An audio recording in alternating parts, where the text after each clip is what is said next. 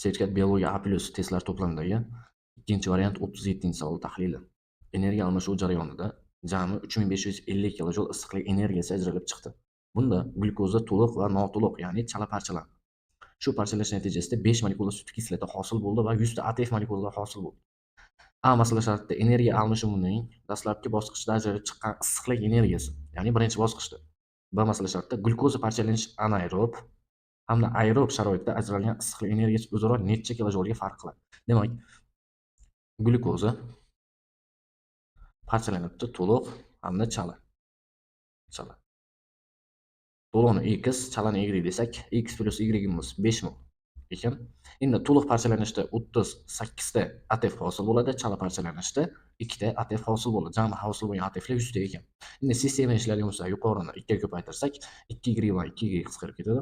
2x dan 38x ayirsak 36x teng 2 ni 5 ko'paytirsak 10, 100 dan 10 ayirsak 90. 90 ni 36 ga bo'lsak, demak 2 ta, ya'ni 2 mol 2,5 bo'ladi. 2,5 mol to'liq parchalangan glyukoza hamda 2,5 mol chala parchalangan. Xo'p, bizda to'liq parchalanishda jami 1280 kilojul issiqlik energiyasi ajraladi. Chala parchalanishda 120 kilojul. Endi 1280 ni 2,5 ga ko'paytiramiz. 120 ni ham 2,5 ga ko'paytiramiz. Demak, 1280 ko'paygan 2,5 3200, 120 ko'paygan 2,5 300.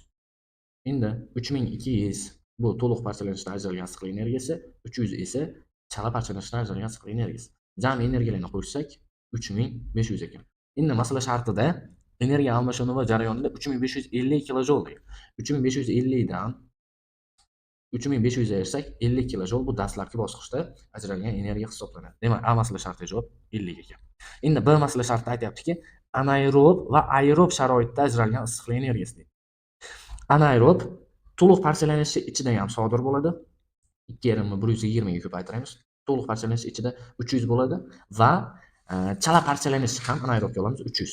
300 ga 300 qo'shsak 600 kilojul bu anaerob jami glyukoza parchalanganda anaerob bosqichda ajralgan issiqlik energiyasi. Va aerob deyapti.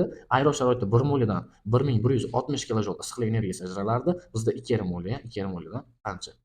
Hop, 1160 ko'paygan 2,5. 2900. Demak, 2900 kilojul issiqlik energiyasi bu aerob sharoitda ajralar ekan. Endi masala shartida anaerob va aerob sharoitda ajralgan issiqlik energiyasi o'zaro necha kilojulga farq qiladi? Farqini topamiz. Hop, 2900 dan 600 ayirsak 2300 bu issiqlik energiyasi, demak farqi ekan. Javob 2300.